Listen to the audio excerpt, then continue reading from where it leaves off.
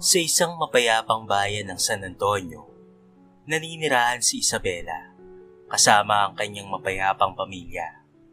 Mag-asawa sila ni Kyle at may 2 anak na masayang lumalaki sa pagmamahalan ng kanilang mga magulang. Halos perpekto na ang kanilang pamilya dahil sa saya at puno ng pagmamahalan. Isang araw, habang si Isabela ay nag-grocery sa isang kilalang supermarket, napansin niya ang asawang si Kyle na naglalakad sa kabilang aisle. "Kyle?" Tawag ni Isabela, ngunit hindi siya nito narinig.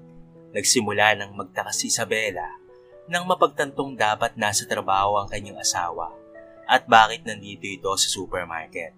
Nang biglang naisipan ni Isabela na lapitan ang asawa at kamustahin, napansin niyang may kakaibang tensyon sa hangin. Bigla niyang nakita ang isang babae na matangkad at sexy na lumapit kay Kyle at nagkayakapan ng mga ito.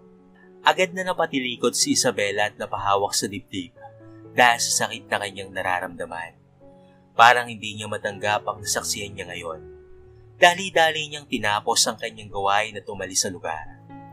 Pagkarating ni Isabela sa kanilang bahay, hindi niya mapigilan ang sakit na nararamdaman sa kanyang puso. Umupo siya sa tabi ng bintana at nagmumula sa kanyang mga mata ang malalagim na luha. "Ano bang nangyayari sa atin, Kyle?" Tanong ni Isabela sa sarili habang iniisip ang masasayang pagsasama nila ng kanyang asawa. Kinabukasan, nang kaharap niya si Kyle, tila normal pa rin ang lahat. "Kamusta ang araw mo, Han?" Sabi ni Kyle na tila walang nangyayaring kakaiba. "Han, nasaan ka kahapon? Akala ko ba may meeting ka sa opisina?" Tanong ni Isabela na may lungkot sa kanyang mga mata. Nagkibit-balikat na lamang si Kyle at ngumiti ng kakaibang ngiti. "Nagkasabay kasi kami ni Alex, ang kamiting ko. Sinamahan ko rin siyang mag-grocery kahapon." Biglang nakahinga ng maluwag si Isabela nang mapagtanto na baka nagkamali lamang siya kahapon. Siguro nga katrabaho lang ni Kyle ang kasamang babae kahapon. "Alex? Pangalan ba yun ng babae?" Nagtatakang tanong ni Isabela ngunit inilingan nito ng kanyang asawa. "Lalaki siya, Han. Kasama ko sa trabaho." Sagot ni Kyle. Kiyat natigilan si Isabela. Mukhang niloloko talaga siya ng kanyang asawa. "Bakit mo pala natanong? May problema ba, Isabela?" Tanong ni Kyle na naguguluhan. Napalunok na lamang si Isabela at naisipan na lamang na umiling para makaiwas sa gulo. Wala. Sige na, kumain ka na at makapasok ka na sa trabaho," sabi ni Isabela. Ilang araw pa ay napag-isipan ni Isabela na puntahan ang kanyang asawa sa trabaho dahil nakalimutan nitong dalhin ang inihanda niyang baon. "Excuse me, alam mo ba kung nasaan si Kyle?" Tanong ni Isabela sa isang empleyado. Tinuro nito ang isang silid kaya kaagad itong pinuntahan ni Isabela habang ito ay nakangiti. Nang makapasok, ay nagulat si Isabela nang makita ang asawa na katabi ang babaeng nakita niya nung isang araw. Magkatabi silang nakaupo ngayon at halos magkadikit na. Hindi na nagdalawang isip pa si Isabela at mabilis na lumabas sa silid, ngunit mabilis rin siyang hinabol ni Kyle. "Han, sandali!" Tawag sa kanya ni Kyle. Kit padabog niyang nilingon ang kanyang asawa. "Hindi mo ba nakikita yung sarili mo kasama ang babaeng yon? Halos magkadikit na kayo ah." "Ano yon? Meeting niyo ba yon?" Sabi ni Isabela na hindi na kayang itago ang kanyang nararamdaman. Biglang nagka-realization si Kyle. "Yun ba? Wala yun, Han. Wala kang dapat na ipagselos. Siya si Nicole. Siya yung babaeng empleyado sa trabaho. Gusto ko lang siyang ipakilala sa'yo. Wala akong intensyon na saktan ka." Hindi makapaniwala si Isabela sa narinig. "So wala kayong relasyon? Tanggap kita ng buo, Isabela. Alam kong maliit ang tiwala mo sa akin, pero mahal na mahal kita. Si Nicole, wala siyang lugar sa puso ko, kung hindi ikaw lang talaga." Paliwanag ni Kyle na may sinseridad sa mga mata. Ngunit kahit na may paliwanag na, hindi kaagad nawala ang sakit at lungkot sa puso ni Isabela. "Kailangan ko ng panahon para maghilom, Kyle. Hindi ko agad kayang kalimutan ang nakita ko. Sana'y maintindihan mo." "Sir Kyle?" Biglang tawag ni Nicole, na ngayon ay nasa likod na ni Kyle at nakahawak sa mga papeles. Tumigil si Kyle at ito ay napalingon at ngumiti ng awkward. Isabela, gusto ko sanang ipakilala sa si Nicole." Hindi mapigilang umurong si Isabela at tila nanlalamig ang kanyang mga paa. Nicole, ito si Isabela, ang asawa ko. Hello po ma'am, nice to meet you. Marami pong naikukwento sa akin si sir patungkol sa inyo. Sabay abot ng kamay ni Nicole na nagdulot ng masakit na inanakit kay Isabela. Sir, mamaya ako na lamang po ipagpapatuloy ang project. Excuse me po sabi ni Nicole at umalis na sa kanilang harapan. Huminga ng malalim si Isabela at binigay sa asawa ang baon. Uwi na ako, tipid na sabi ni Isabela at umuwi na lamang sa bahay. Matapos ang ilang araw mula nang malaman ni Isabela ang patungkol kay Nicole, unti-unti niyang napapansin ang mga pagbabago ng kilos ni Kyle. May kakaiba sa mga tinginan at pag-uusap ng dalawa at lalong lumalalim ang agam-agam ni Isabela. Isang araw, habang naglalakad si Isabela sa park, malapit sa kanilang bahay, bigla niyang napagmasdan sina Kyle at Nicole na sila ay magkasama. Masaya at magkadikit ang mga ito. Maya-maya pa ay nakita niyang naghahalikan ang mga ito at sobrang sweet nila. Hindi na niya napigilan ang kanyang sarili at tinungo kaagad ang dalawa. Ano bang nangyayari dito, Kyle? Sigaw ni Isabela na punong-puno ng galit at lungkot ang kanyang mga mata. Napalingon sina Kyle at Nicole.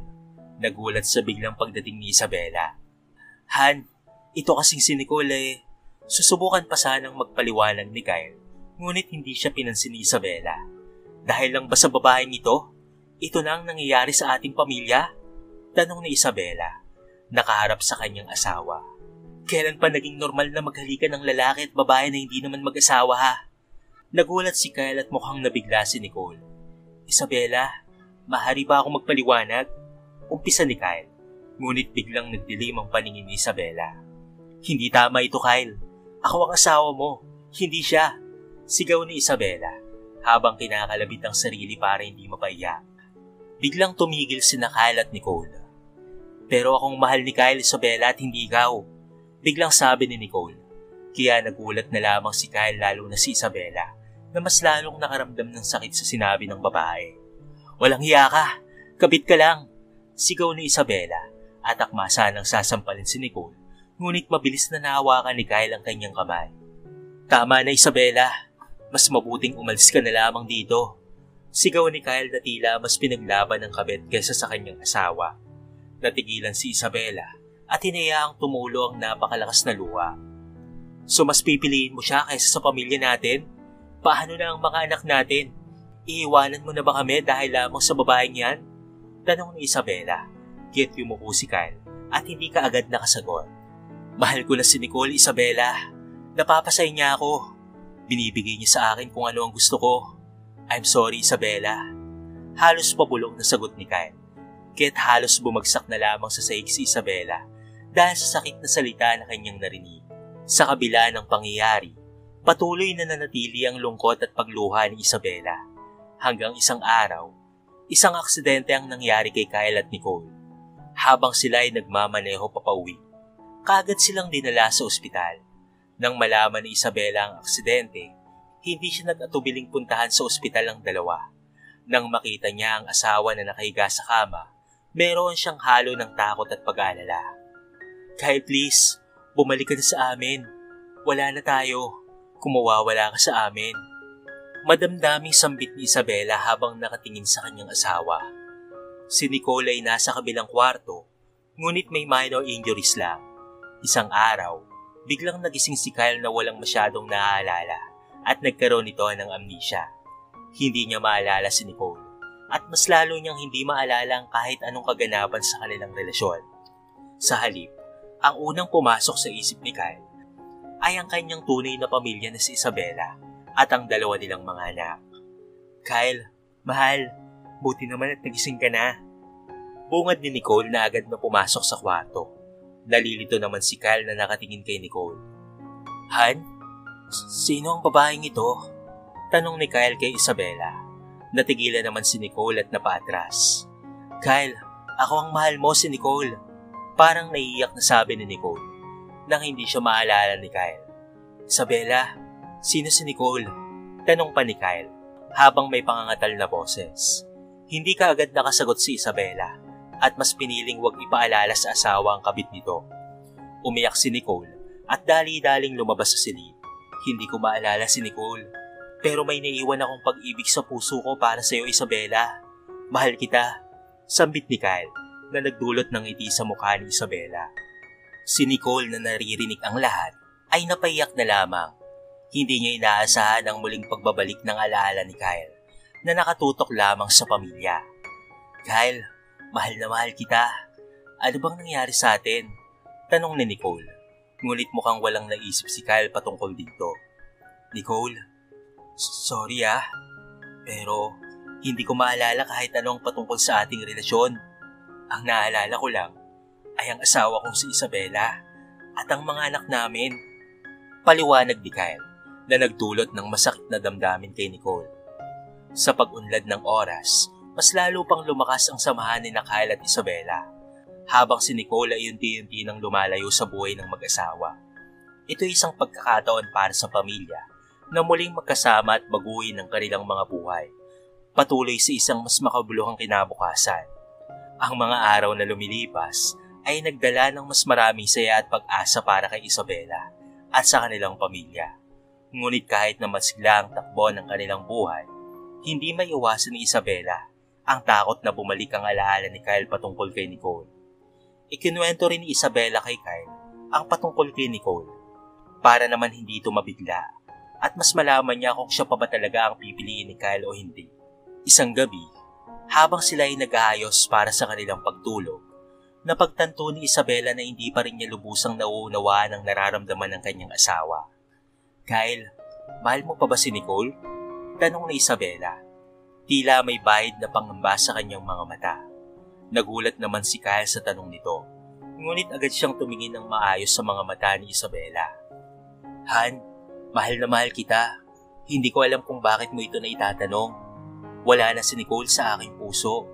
Tanging ikaw lamang at ang mga anak natin ang nagbibigay ng kulay sa aking buhay. Ngunit hindi pa rin mapakali si Isabela. Tila ba may takot pa rin siyang nararamdaman. Paumanhin kung palagi akong nagtatanong patungkol kay Nicole Hindi ko lang kasi kayang mawala ka ulit sa akin Kyle, gusto ko lang siguraduhin kung ako ba at ang mga anak lang natin ang nangingibabaw sa puso mo. Inilapit ni Kyle ang kanyang kamay at tinaas ang mukha ni Isabela. Mahal, wala kang dapat na ipag-alala. Ikaw lang ang mahal ko at wala nang iba. Hindi kita iiwan, Isabela. Kung may takot ka mang nararamdaman, ay sabihin mo lang sa akin at gagawin ko ang lahat para mapanatag ka. Nang marinig ni Isabela ang mga salitang iyon mula sa kanyang asawa, ay biglang napawi ang takot sa kanyang puso. Salamat, Kyle. Mahal na mahal rin kita. Gusto ko lang talagang maging sigurado na tayong dalawa ay magkakasama hanggang sa dulo. Hindi napigilan ni Kyle nang umiti at hinagkan si Isabela sa noo. Wala kang dapat na alalahanin, mahal. Ikaw lang ang nasa puso ko at ito'y pangako na hindi magbabago kahit anumang mangyari. Nagkapalitan sila ng yakap at sa pag-aalala at pangako ni Kyle, unti-unting nawala ang mga takot sa puso ni Isabela. Ang kanilang pamilya ay nagpatuloy sa pagtataguyod ng mas makulay at mas matatag na buhay. Sa bawat araw nilang magkasama, lumalalim ang pagmamahalan at pag-unawa sa isa't isa at tila ba'y napakaswerte ni Isabela na makasamang muli ang bagong version ng kanyang asawa, ang lalaking buo na ang puso para sa kanilang pamilya. Sa isang tanghalian, habang magkasama sina Kyle at Isabela sa kanilang paboritong kainan, bigla na lamang sumulpot itong si Nicole. Napakunot ang noo ni Isabela at agad na patingin kay Kyle na siyang dati kanyang kinakatakutan. Ngunit tila ba wala nang nararamdaman si Kyle kay Nicole. Wala siyang nakitang anumang reaksyon dito. Kyle, Isabela, paumanhin kung bigla akong dumating Gusto ko lang sana kayong makita. Ani ni Nicole na may ngiting napakita na tila ba nais lang makipagkaibigan. Agad namang natakot si Isabela, ngunit namangha siya nang makita ang reaksyon ni Kyle. Wala kang dapat ikatakot, Isabela. Wala na siya sa puso ko, sabi ni Kyle nang walang kahit anumang damdamin. Nahulog ang panga ni Nicole dahil sa kanyang sinabi at agad na lumuwa sa harapan ni Kyle at Isabela. Pasensya na kayo Alam kong muntikan na kitang masira, Isabela. Pero salamat, Kyle. Kahit sa maikling panahon na pinasaya mo ako, hindi ko akalain na may hangganan pala ang lahat. Nang makarinig si Isabela ng mga salitang iyon, Biglang napuno ng habag at pangunawa ang kanyang puso. Nicole, alam kong nagkamali ka. Aaminin ko masakit sa una pero hindi ko kayang makitang umiiyak ka. Pasensya ka na kung napaasa kita at napagdaanan natin ito. Pero sana mahanap mo rin ang iyong kaligayahan. Nagtagumpay si Kyle na palayain ang kanyang sarili mula sa nagdaang relasyon kay Nicole at itinuring itong pagkakataon na mas mapalalim pa ang pagmamahal niya sa kanyang asawa. Ito na siguro ang tamang pagkakataon para tayong magkasundo, sabi ni Nicole kay Isabela habang humingi ng paumanhin. Wala nang dapat pang pag-usapan. Tinanggap ko na ang nangyari at sana'y makahanap ka na ng tunay na kaligayahan, Nicole. Sagot ni Isabela na puno na ng pagpapatawad sa kanyang puso. Pinagkaayos ng pagkakataon sina Kyle, Isabela at Nicole. Nagtulungan silang itaguyod ang mas mapayapang samahan at unti-unti bumalik sa normal ang takbo ng buhay ng kanilang pamilya. Ang pangyayaring iyon ay nagdala ng mas matibay ng pundasyon sa pagitan ni Kyle at Isabela at naging mas bukas sila sa isa't isa sa mga hamon at pagsubok ng buhay.